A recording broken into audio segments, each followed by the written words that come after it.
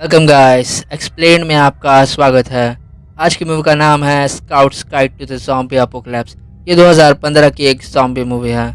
Movie की शुरुआत में एक क्लीनर लैब की साफ सफाई कर रहा होता है और एक साइंटिस्ट अंदर काम कर रहा होता है। क्लीनर की बाहर की सफाई होने के बाद वो साइंटिस्ट से पूछता है क्या यहाँ भी सफाई कर दूँ। तो साइंटिस्ट हाँ कहता है, पर जाते जाते उसे कहता है किसी भी चीज़ को छूना मत। सफाई करते करते उसकी नज़र एक पेशेंट की ओर जाती है। वो अंदर जाता है और देखता है तो वो पेशेंट बेड पर लेटा है। क्लीनर जब उसे हाथ लगाता है तो वो थोड़ा हिलता है। इससे वो क्लीनर काफ़ी डर जाता है और डर कर लड़खड़ाता है और गलती से उस पेशेंट के लाइफ मशीन से टकराता है। मशीन स्टॉप हो जाती है। वो मशीन स्टार्ट करने की कोशिश करता है पर उस पेशेंट की मौत हो जाती है। क्लीनर उसे सीपीआर देने की कोशिश करता है पर उस बीच वो पेशेंट जिंदा होता है और क्लीनर पर अटैक करने लगता है। वो एक ज़ॉम्बी बन गया होता है और क्लीनर के पीछे लगता है। इस बीच हम देखते हैं कि वो डॉक्टर बाहर वेंडिंग मशीन से चिप्स निकालने में बिजी होता है और उसके ठीक पीछे ज़ॉम्बी उस क्लीनर को यहाँ वहाँ फेंक रहा होता है। थोड़ी देर बाद वो क्लीनर भी ज़ॉम्बी बन बाहर आता है और उस डॉक्टर को भी मार देता है। अगले सीन में हम कुछ स्काउट्स की क्लिप को देखते हैं जो काफ़ी खुश होता है और स्काउट्स की इन्फॉर्मेशन दे रहे होते हैं। वो scout leader Rogers, Augie, Carter और बैन होते हैं। ऑगी को उसका कॉन्डोर बैज मिलने वाला होता है। वो काफ़ी खुश होता है। रॉजर बताते हैं इसीलिए आज रात कैंप नाइट है। वहाँ से निकलते ही कार्टर बैन को कार में कन्विंस कर रहा होता है कि अब हमें ऑगी को बता देना चाहिए कि हम स्काउटिंग छोड़ रहे हैं। एक्चुअली वो दोनों स्काउटिंग से काफ़ी बोर हो गए होते हैं, पर बैन कहता है आज नहीं, क्योंकि आज ऑगी को कॉन्डोर बैज मिलने वाला है और वो काफ़ी खुश है। इसी कन्वर्सेशन के बीच वो एक डियर को हिट कर देता है। उतर कर देखता है तो वो मर गया होता है। वो काफ़ी डर जाते हैं और तभी कार्टर की बहन कैंडल वहाँ आती है। बहन को कैंडल पे क्रश होता है। बहन उसे एक्सीडेंट की बात बता ही रहा होता है कि कैंडल पूछती है पर वो डियर है कहाँ। और जब वो पीछे मुड़ के देखता है तो वो डियर वहाँ से गायब होती है। वो कार्टर को यह बात बताता है पर कार्टर तो अपनी ही खुशी में होता है। दरअसल उन्हें कैंडल के फ्रेंड्स ने नाइट पार्टी के लिए इनवाइट किया होता है।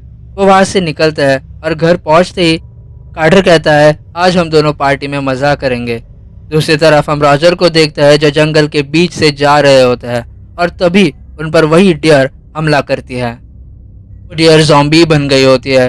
रॉजर झट से अपनी जेब से चाकू निकाल उस डियर की आंख में घुसा कर मार देता है। वो बच जाता है पर मुड़ते ही वो ज़ॉम्बी जिसे हमने मूवी के स्टार्ट में देखा था वो उसे गले पर काट देता है। अगले सीन में कार्टर और बैन एक बियर शॉप के बाहर रुकते हैं बियर लेने। उन्हें वहाँ डेनिस दिखती है जो कि उनके स्कूल की ड्रॉप आउट होती है और अब स्ट्रिपर बन गई होती है। वो बैन से थोड़ी बहुत बातें करती है और दोनों की बियर खरीदने में मदद करती है और सामने के क्लब में जाती है। वो दोनों वहाँ से अपने कैंप साइट जाते हैं जहाँ ऑगी उनका इंतज़ार कर रहा होता है। वो तीनों सोचते हैं कि रॉजर अभी तक क्यों नहीं आए, और बाद में उन्हें लगता है कि शायद रॉजर उनकी टेस्ट ले रहा है। फिर वो तीनों कैंप की तैयारी करने लगते हैं। इस बीच हम देखते हैं कि वो तीनों काफ़ी अच्छे फ्रेंड्स होते हैं। वो बहुत हंसी मजाक करते हैं। यही करते करते रात हो जाती है और रॉजर का कुछ अता पता नहीं होता। फिर वो सो जाते हैं। बीच रात में कार्टर उठकर बैन को उठाता है कि चलो पार्टी नहीं जाना क्या। फिर वो दोनों कार में बैठ वहाँ से निकल रहे होते हैं कि ऑगी उन्हें देख लेता है। कार्टर और बैन उसे बताने की कोशिश करते हैं कि हम पार्टी से वापस आने वाले थे। में झगड़ा होता है और कार्टर और बैन पार्टी के लिए निकल जाते हैं। जाते वक्त उन्हें पूरा टाउन खाली दिखता है। क्लब के बाहर उन्हें बाउंसर नहीं दिखता तो वो क्लब के अंदर जाने लगता है। क्लब के अंदर एंटर होते ही वहाँ कोई नहीं होता क्योंकि पूरे टाउन में कोई नहीं होता। कार्टर एटीएम से पैसे निकालने जाता है और बैन वहाँ बैठता है। तभी एक स्ट्रिपर वहाँ आती है और बैन के सामने डांस करने लगती है। कार्टर भी आकर बैन को ज्वाइन करता है और दोनों एंजॉय करने लगते हैं। तभी उस स्ट्रिपर के गले से खून आने लगता है और उसके पीछे से बाउंसर आता है। उन्हें कुछ समझ नहीं आ रहा होता और वो यहाँ वहाँ डर के भागने लगते हैं। बैन द टॉयलेट में घुसकर कमबोर्ड पर बैठ जाता है पर वो बाउंसर ज़ॉम्बी वहाँ पर भी पहुँच जाता है। दूसरी तरफ कार्टर के ऊपर चढ़कर वो स्ट्रिपर ज़ॉम्बी उसे मारने लगती है पर कार्टर पास पड़ी बॉटल उसके सर में घुसा कर मार देता है। बैन को भी वो ज़ॉम्बी मारने ही वाला होता है कि सही वक्त पर वहाँ डेनिस आती है और अपने गन से उस ज़ॉम्बी का सर उड़ाकर बैन को बचा लेती है। अगले सीन में ऑगी रॉजर्स को ढूंढते ढूंढते उनके घर जाता है और उससे रॉजर्स वहाँ नहीं मिलते। पर कुछ देर बाद ज़ॉम्बी बने रॉजर्स ऑगी पर अटैक करते हैं। पूरे घर में बचते बचाते भागकर ऑगी रॉजर्स को बेसमेंट में लेके आता है। और वही उन पर फायर स्प्रे करके उनको जला देता है और उन्हें चेयर से बांध देता है और वहां से निकल जाता है। रॉजर्स फिर भी झटपटा रहे होते हैं। दूसरी तरफ डेनिस, कार्टर और बेन क्लब से बाहर निकलते हैं और डेनिस बताती है कि पता नहीं क्या चल रहा है और सभी एक दूसरे को खा रहे हैं। डिस्कस करने पे उन्हें पता चलता है कि एक ज़ॉम्बी आउटब्रेक है। बातें कर ही रहे होते हैं कि एक ज़ॉम्बी का बड़ा झुंड उनके तरफ आता है, तो वो वहां से भागकर बेन की कार में जाता है, पर कार स्टार्ट करते ही कार का टायर निकल जाता है। कार्टर और बेन टायर को फिक्स कर रहे होते हैं और डेनिस अपनी तरफ आ रहे ज़ॉम्बीज को एक एक करके शूट करने लगती है। तभी ज़ॉम्बीज तेजी से उनकी तरफ बढ़ने लगता है। टायर फिक्स होते ही वो कार में बैठकर वहां से जल्दी से निकल जाते हैं। वो सीधा पास के एक पुलिस स्टेशन जाते हैं। वहां उन्हें पता चलता है कि पूरे टाउन को इवैक्यूएट किया गया है। वो परेशान हो जाते हैं। देखते हैं और भी ज़ॉम्बीज का झुंड उनकी तरफ आ रहा है। वो तीनों पुलिस स्टेशन के अंदर जाते हैं, पर वहां भी पुलिस वाले ज़ॉम्बी बन गए होते हैं। वहां के ज़ॉम्बीज उनकी तरफ आता है और वो लोग भाग के एक जेल में अपने आप को बंद कर देते हैं। वो तीनों सेफ होता है क्योंकि ज़ॉम्बीज अब उन्हें टच नहीं कर सकते।